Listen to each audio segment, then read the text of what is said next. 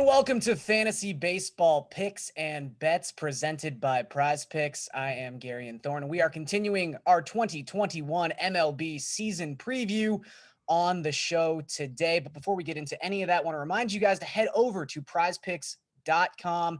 They've got some great daily fantasy games there, especially with the baseball season just around the corner. And if you sign up using the promo code MMNMLB, you will get a first match deposit bonus of up to $100. Also want to remind you guys to head over to the audio version of this podcast and subscribe. Leave us a review, a 5-star review, hopefully, on iTunes. Say something nice in that review. Leave your email address or your Twitter handle, some way we can contact you, and you will be put into a draw for $100. That is the Pat Mayo special right there. Also, if you're watching on YouTube right now, please make sure to click that like button, subscribe to the channel, and in the comment section below, tell us who you think the most influential and impactful prospect will be fantasy-wise for the 2021 MLB season, because that's exactly what we are talking about today with Eric Cross, the lead fantasy baseball writer and prospect analyst over at Fantrax. Eric, how's it going, man? It's going well, Gary, and going well. It's got some nice weather up here in Maine finally, and it was touching 60 degrees over the weekend. Got out with my kids, got some hikes in, so it's great. And like you said, baseball is right around the corner, so it's a very, very fun time. Thanks for having me on. Oh, no worries. A pleasure to have you on as always, man. And I would rather have no one else on to talk about this specific thing, because we are getting down and dirty with some prospect talk, and it's a really weird time to analyze prospects because there just wasn't a minor league season in 2020. So in general, before we get into any specifics, how have you found following prospects and kind of parsing through the just whatever we had last season? I mean, there were no actual numbers. We just had like reports from the alternate training sites and all this kind of stuff. So how have you found the practice of prospect analyzation in 2021?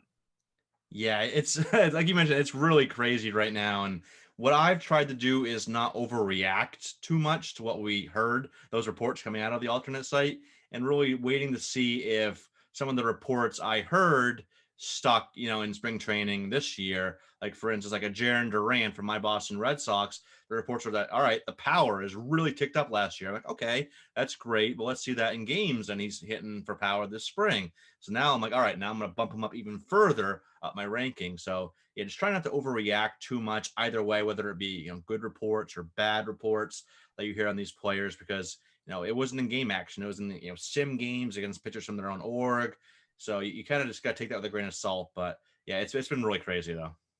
And I feel like too, just with the boom of like sports card trading and everyone out there buying like boxes of Bowman, I feel like people are gonna be more attached to some of these prospects than usual. Like, it's a really strange time, and it doesn't get any less strange as we dive into the first guy I wanted to talk about, which is Jarred Kelenic. I mean, this is someone who was almost the poster child for time manipulation and just everything that MLB teams do to keep those service years intact. Obviously, there was the whole Mariners scandal and all the repercussions that came with that, and we learned so much about how they operate as an organization, maybe too much about how they operate as an organization. But Kelenic's just someone who we've been talking about for a long time now. I mean, when you were a former Met prospect, when you're in a high profile trade like he was, it kind of comes part and parcel with that. But had a slight knee injury during spring training. Some people thought that maybe that would take him off track to be on the opening day roster. It feels like he's not going to be on the opening day roster anyway. We'll probably see him towards the end of April. But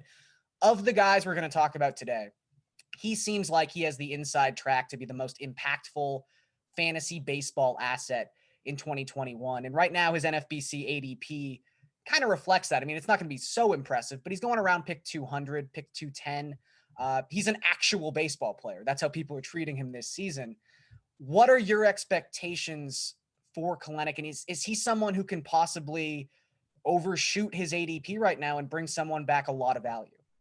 I think he is. For redraft leagues, the type of prospects I look at to draft and can return the most immediate value are those advanced bats, the ones that make a lot of contact, high average guys. And he's it, right? Like, he's not going to be like a 330 hitter, but through them out the minor leagues. He's always been right around 290. Got plenty of power, plenty of speed. He even said a couple of days ago he wants to steal 30 bases this year. Whether that's mostly at the major league level, a combination of that and AAA, we'll see. But he's the type of guy when he says something like that, I believe him. Like he has that chip on his shoulder type of mentality that I love in players. Kind of like that chip. I'm not comparing him to like Tom Brady or Michael Jordan by any means, but like they always had that chip on their shoulder, always found reasons to like that bulletin board material just to drive them to that next level. He has that. He has that swagger, kind of like Juan Soto. He has that swagger, that drive, that personality that I love, that I think star players need to have for the most part. And all the skills are there. All the skills in the world. Like I said, high average, good plate approach, power, speed. It's all there. And I think, yeah, he's going to be up. If he's not up by May 1st, I'll be absolutely shocked. I was hoping they would get learn from their mistake with that whole PR nightmare. And like, all right, let's not deal with another PR nightmare and have him in the opening day lineup. But, the knee injury, it gives him kind of a cop out to, giving him an extra couple of weeks in AAA to make sure the knee is okay. Some BS answer they'll find. The teams always find that, right? Work on the defense or, whatever it may be. So they'll find whatever reason they want to keep him down, get the extra year of control. But yeah, he'll be up by the end of April. I think he's going to be a guy that's going to hit the ground running. He'll probably hit in the middle of the order, has all the tools in the world. So I'm okay. Lately, the last few years, I've actually tried to shy away a little bit because that's something that used to bite me in the past was I'd go too prospect heavy. And then all of a sudden you're like, all right, then you have to hold on to these guys for May, June, July. It might not be up always in April like Kelenic is. So, but I think he's one that if you're going to get a prospect this year, Kelenic is the guy because I think he's going to be an absolute stud from the get-go. And right now he is MLB Pipeline's number 4 overall prospect. And as you said, plays with a chip on his shoulder. Where will he possibly find bulletin board material? It's going to be so hard to find considering all that's happened in the last month or right. so. Someone who comes in at number 6 on MLB Pipeline's top 100 heading into the 2021 season is Mackenzie Gore. I feel like we've also been talking about Gore for a while now, and he was someone who even in 2020, even in the shortened season, there were times like you're setting your fab bids on Sunday and you're like, maybe this is the week. Maybe this is the week Mackenzie Gore gets called up and is just a dominant force on the mound. And I mean, granted, again, this goes back to just not having a 2020 minor league season. You look back at the 2019 numbers in high A, they're ridiculous. Like a 1.20 ERA, a strikeout rate up around 38%. Like, it's normal for an advanced prospect like this to dominate the lower levels, but even I had to take a moment and go, wow, these numbers are just incredible. The issue, it seems, for people who at least want to be drafting him for fantasy purposes in non-dynasty formats in 2021 is his pathway to the majors is very clouded because the Padres signed everyone this offseason. Yep. I mean, they have huge question marks with Dinelson Lamet. Obviously, Clevenger's not going to pitch for them this season, but still they have a rotation chock full of stars. Is this a case, though, where no team gets through the season unscathed and at some point Mackenzie Gore is going to have to pitch? Or is this a case where they might just say, hey, we've got so much right now in our system, we don't need to force this? I think at the beginning it's going to be more of the latter there where I think they are very confident in the rotation they have, and they should be. Like they have a loaded rotation. Only the Dodgers can really compare in terms of the sheer talent. But like you kind of alluded to, there's a lot of risk in this rotation, and I don't think anybody in this rotation is not risky. Maybe Paddock is safe, kind of like from an injury perspective, at least this year. But even he's not like super safe, right? Darvish has had his issues off and on with injuries, so Blake Snell is not a guy that I feel like 100% confident in him making 30 plus starts either. So there's definitely a path to some valuable innings from Gore. And maybe he gets, a little bit of the bullpen treatment, like a little bit of the Chris Sale treatment this year, or he's pitching, multi-inning relief stints to start the year. So I still think whether it's, how that looks, whether it's more so relief, more so starting, a little bit of both, kind of the hybrid role, I think he gets 100 to 120 innings or so. And I think that'll be enough to provide some value there. So you mentioned the stuff, like he checks off all the boxes that you want from the frontline ace type of pitcher. And he has the highest upside of any prospect in the minor leagues. Some have moved, Sixto Sanchez ahead of him, but I am on in Gore. Yeah, there's some issues there. Like the fastball velo has kind of been kind of wonky. The command has not been great, both in 2020 from the reports and so far this spring.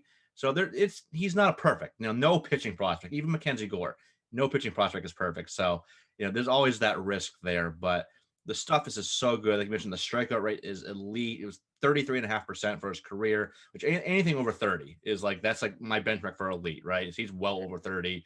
Walk rate has been low as well, 7.3% walk rate in his minor league career. I think he's going to be a guy that's going to give you plenty of good innings this year.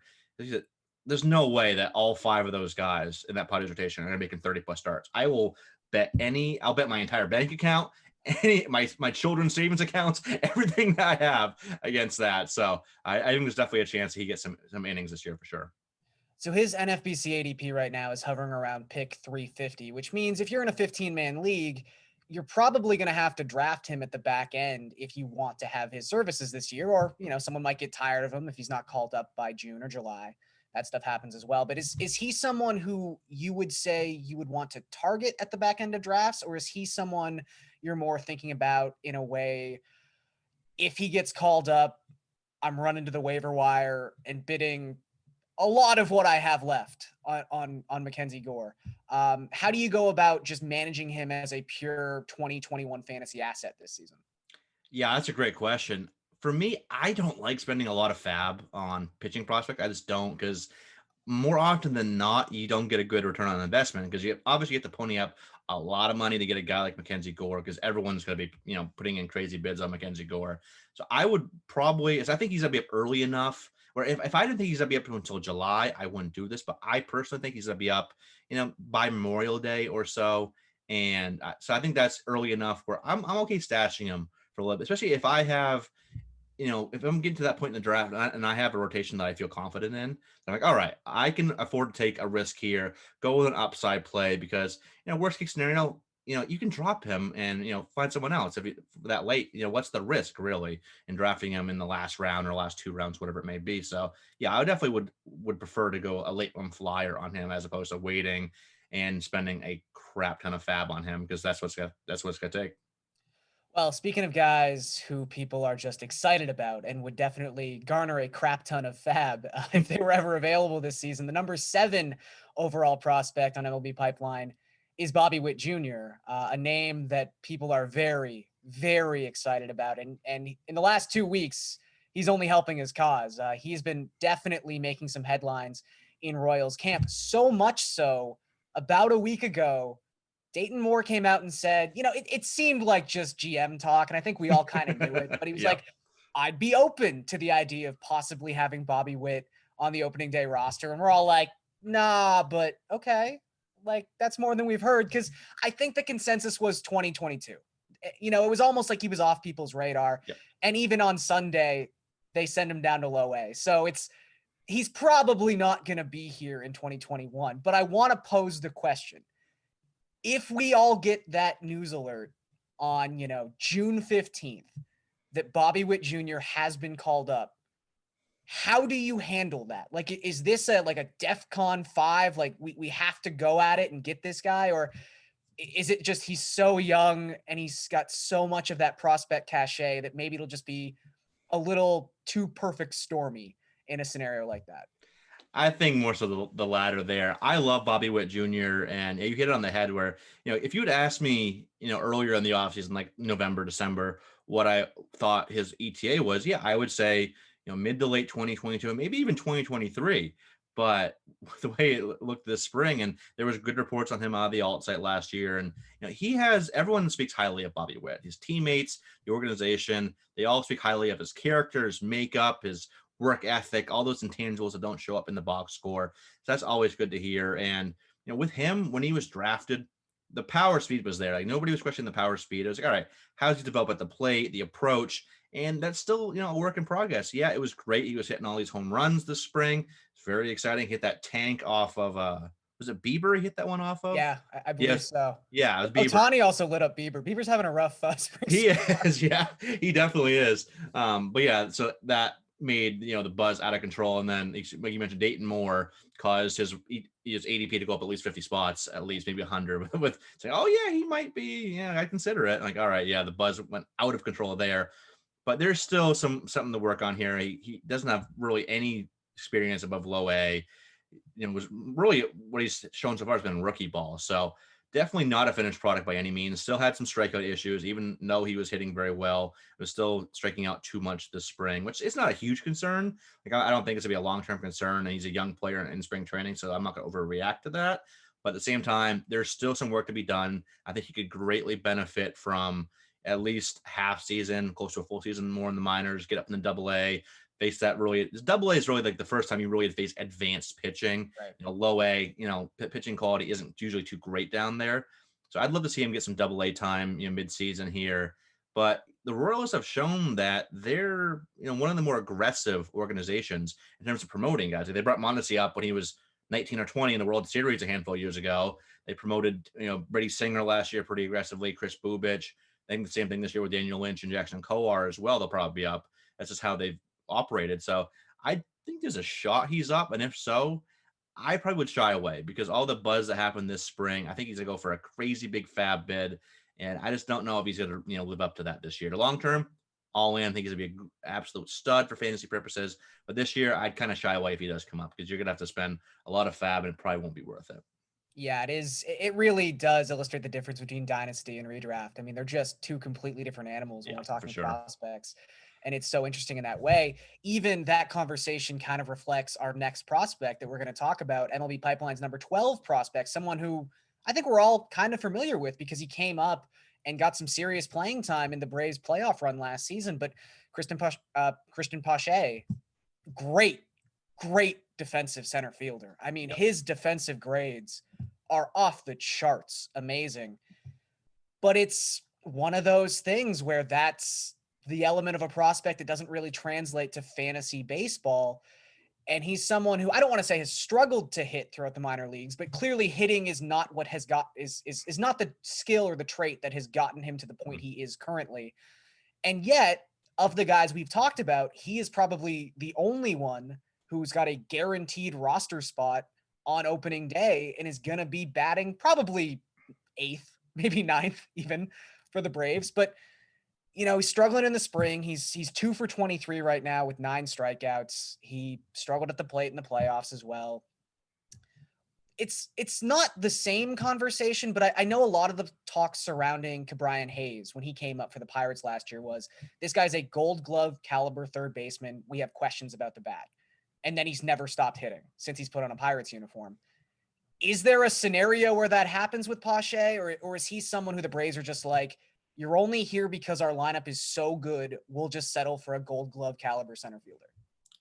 I think he's going to hit. I don't think he's going to be a star offensively by any stretch of the imagination, but I think there is enough there that he could be a viable fantasy asset. And what the great thing is about what you kind of mentioned with the defense and the fact that the Braves lineup is so good that they can afford to let him figure it out, right? Is he's already providing value to them with his defense and his arm, which is one of the most valuable things. Like as a Red Sox fan, watching Mookie Betts in center field and Jackie Bradley Jr. the last handful of years. Before that, Jacoby Ellsbury. The value of a good defensive center fielder that can cover so much range is just so valuable to these major league teams. And so that's what he provides. So he'll get a longer leash than most, even if he's hitting, $150, going into May. Like, all right, you're still providing defense. You're just hitting 8th, whatever. We'll still give you a longer leash. And he's like the offensive tools. There are some intriguing tools there, but he's kind of like been a slower to develop prospect. And he's been kind of young at every level too. And he's still very young. I think he's still 21 or maybe 22 at the most. And so I think if you would kind of adjust what your expectations are for Cristian Pache, where he's not going to be a stud, right? But I think he's shown that he has good contact skills. He's, I think, right around 280 for his minor league career.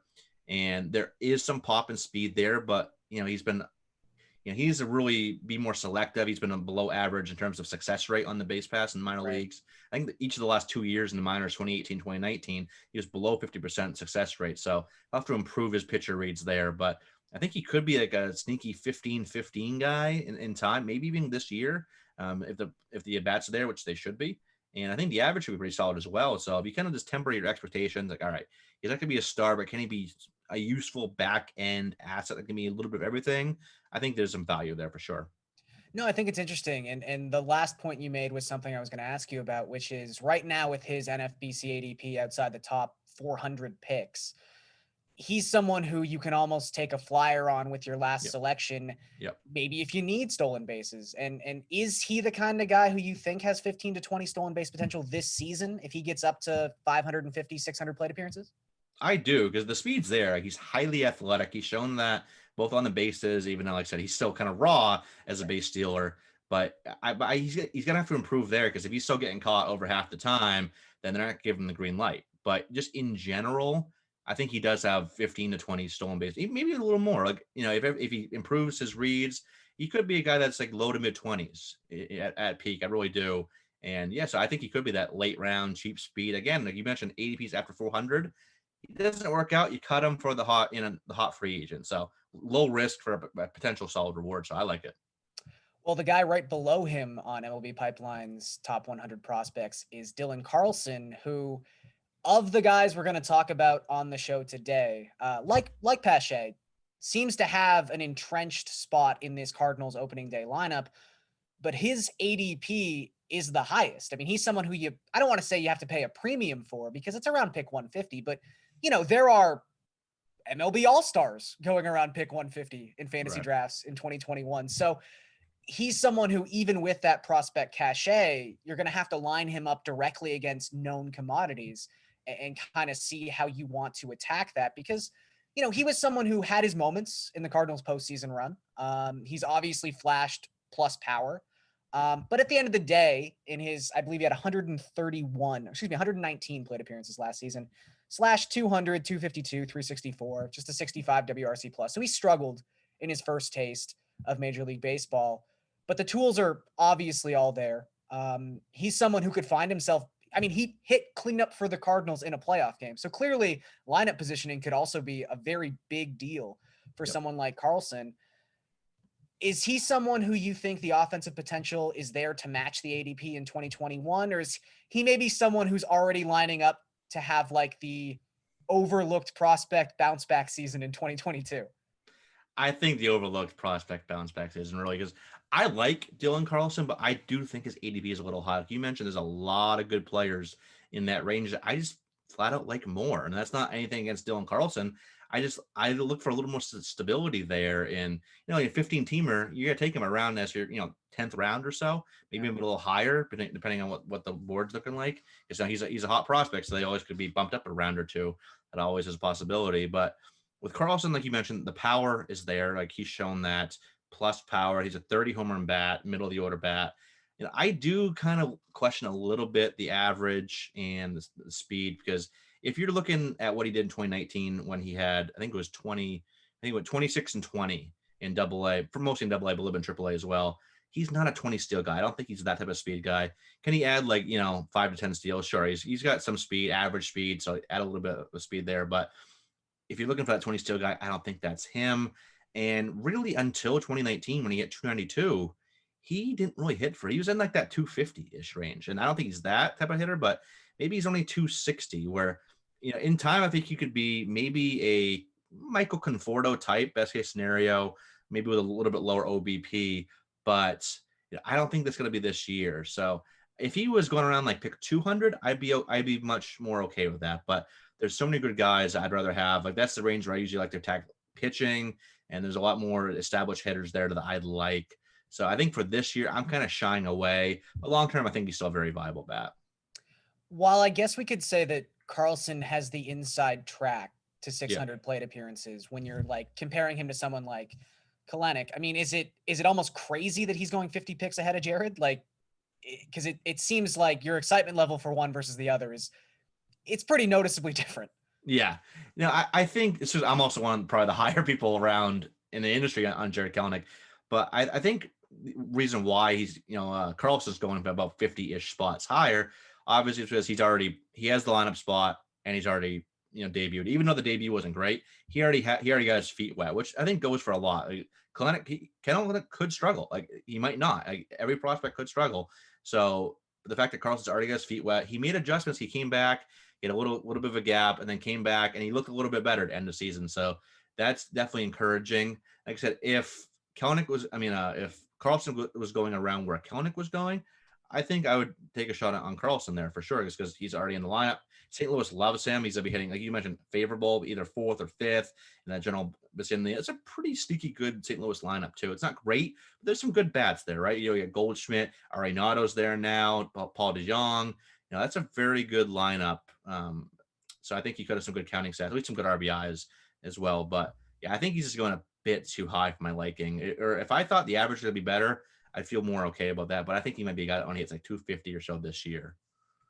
Well, someone who's also known for his bat is Andrew Vaughn, the number 3 overall selection in the 2019 draft. He is also a top 15 prospect on MLB Pipeline, and it seems like there's a chance, maybe even a pretty good chance, that he makes the White Sox opening day roster. They would have to open up a 40-man spot. Right now, he's a non-roster invitee, but that's pretty basic work. They've been planning to open up a roster spot for this guy at some point this season. So I think the pathway is there. I don't think that's too much of a worry, but he's someone who does not technically have a professional baseball plate appearance above high A, yet he's also one of those very polished collegiate hitters we talk about that can kind of move through the system faster than some of your younger prospects. So I don't know. It seems like there's definitely a chance he makes this team. He's probably not going to get the Dylan Carlson treatment where he's like a cleanup hitter or batting fifth. It's probably more towards the end of the White Sox lineup, but this is a stacked lineup. I mean, this is a team that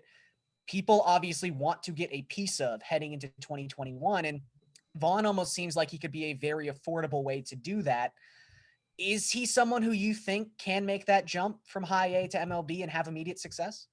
I do. Like you mentioned, he has shown throughout his entire collegiate career and throughout his brief minor league career, he's a very, very advanced bat. The contact skills are there. He could be a 300 hitter in time. Power's there as well, 25 to 30 home run pop as well. And the approach is for a first baseman to have this type of approach where the strikeout rate is really low with him, good walk rate as well. You don't see that a lot. The guys are our first baseman has a walk rate near his strikeout rate, which is pretty damn impressive. So I do think he's one of those bats that can make that more seamless transition. And like you mentioned, that White Sox lineup is loaded. Like hitting seventh there is almost as good as hitting fifth for the Cardinals. It's because he's still going to have Luis Robert, Nick Madrigal hitting around him, like hitting right behind like Yasmani Grandal and Eloy Jimenez, Yohan Moncada. Yeah. Like there's so many studs in that lineup, man. It's like hitting seventh there is better than hitting fourth in like half the MLB organizations. Like it's better hitting fourth in Kansas City or Baltimore, or especially Pittsburgh, anywhere in Pittsburgh. But yeah, I think there's a lot of good things to like about Andrew Vaughn. Like I said, he's one of those advanced bats that I'd like to target.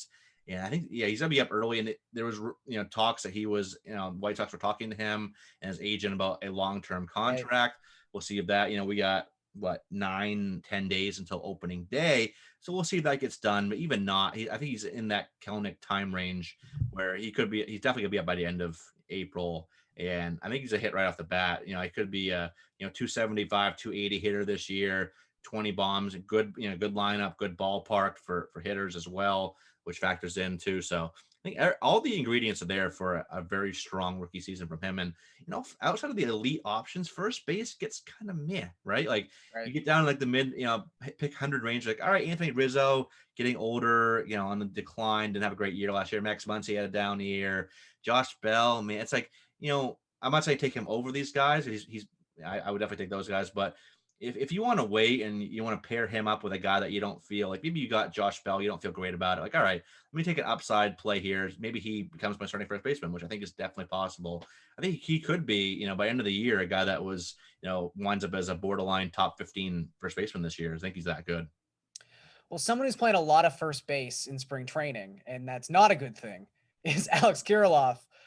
It seemed like there was a lot of optimism that this guy could break camp this year with the starting outfielder job for the Minnesota Twins, playing alongside, Byron Buxton. But, it's weird because for a lot of fantasy, you don't want to overreact to spring training because, right. What are we really learning with some of these 10-year veterans in spring training? Maybe there's some pitcher velocity stuff, et cetera, et cetera. But, generally speaking, take it with a grain of salt. But Kirilloff needed to have a good spring training because he was trying to win a job. It has not gone very well. He is 4 for 31 entering play on Monday. And like I said, he's not playing a lot of outfield. He's playing a lot of first base. And first base is a position currently occupied on the Minnesota Twins roster. So that's got a lot of people starting to say, is this guy going to start the season in AAA? And, we just talked about Andrew Vaughn. Right now, Kirilloff has a higher NFBC ADP than Andrew Vaughn because, again, there was such optimism that this guy was going to make the jump this year. And, he's obviously also got the distinction of being the first player in Major League history to make his MLB debut starting a playoff game. So, a high bar, a high watermark for your Right. prospect trajectory. So we know a lot about this guy. Expectations are high. He's obviously got plus power. Do you think he's destined for AAA, or is he someone who's going to make the Major League roster? And if he does start in AAA, how quickly do you think he can overcome the slow spring training and get to the MLB? That's a great question because beginning of spring training and all through January, February, draft season kicking up, I was in the mindset that he was going to start. Like all the ingredients were there for him to be a starter. Maybe on a strong start of a platoon with like Brent Rooker or someone like that. But I thought that at least the at-bats would be there at least, 4 or 5 games a week. And now, like you mentioned, hasn't looked great this spring. He really needed that he didn't need to even tear the cover off the ball. Like he just needed to have like a decent spring. It's not a bad spring, right? And unfortunately, like you just mentioned 4 for 31. He's having a bad spring and playing, more first base in the outfield. So I do think because with a guy like Kirilloff, I don't think it's not viable to like have him up playing sporadically, right? There's not really like why, like the Rockies do that, but the Rockies are the Rockies. It's not Like, exactly the model of a franchise you want to follow. yeah, like don't follow the Rockies path there. But so I think he does at this point. If I had to bet money, I think he does start in AAA. But again, I don't think it's going to be too long there because he's one of the best pure hitting prospects in the minor leagues. And I was just talking about this with Joe Pisapia, like in Kirilloff's down season, I'm using air quotes for usually that not watching this, it was 283. Like he's that good of a hitter, 300 caliber hitter with good pop. He reminds me a lot of like a Michael Brantley, where he might not get like crazy love because he doesn't have huge power or anything like that, doesn't have any speed really to factor in, but such a very good hitter that he's just going to be that type of guy year in, year out. You're like, oh, yep, never a good season from Alex Kirilloff. Another 290, 25 home run season from Alex Kirilloff. And, maybe that won't be this year probably, but I do think he'll be up early. And I still think, we still got time. Like we still got another week here of spring training. So maybe he turns it around, gets that spot, whether it be, DH or a corner outfield spot. So I still think there's a chance that he could turn it around, but he's a very good hitter. So I don't think this is going to last long. I'm not worried about him at all. Like I said, I look at what he's done over his majority of his minor league career, which has been hit for average and for power. So yeah, I still think he's going to be a viable fantasy option, but I would probably take Vaughn for this year. I really would, as I think that Vaughn will get, more playing time. He's in a better, even though Minnesota's a good lineup too. He's in a better lineup, better hitters park a little bit. So I think, they're both pretty close. I think there's a little bit more immediate impact from Andrew Vaughn. Once again, that is Eric Cross, the lead fantasy baseball writer and prospect analyst over at Fantrax. You can read all his work over there. Eric, thanks so much for taking the time, man. So insightful, and good luck with the 2021 fantasy baseball season. Yeah, thanks for having me. This was a blast. Thanks for having me on. And yeah, baseball season's here. It's here finally. So yeah, thanks for having me on. That was a lot of fun. Just want to remind everyone once again that you can head on over to Prize Picks, the presenting sponsor of fantasy baseball picks and bets. Go over there and get your first deposit bonus. It's matched up to $100 when you use the code MMNMLB. Give this video a like. And again, in the comment section below, tell us who you think the prospect that's going to impact the 2021 season the most is going to be. I am Garion Thorne. Keep your eyes on the Mayo Media YouTube channel for more fantasy baseball preview for the 2021 season, but we'll catch you guys later.